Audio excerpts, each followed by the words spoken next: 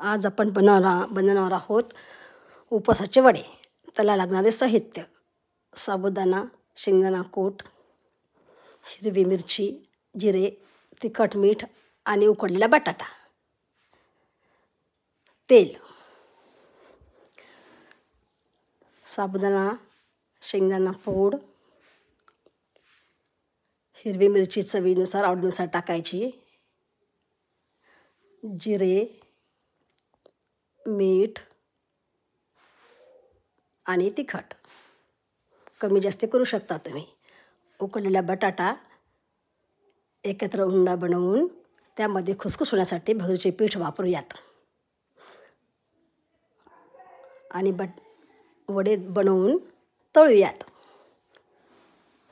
तळलेल्या वड्यासोबत दह्याची चटणी, हिरवी मिरची असे खुसखुशीत वडे.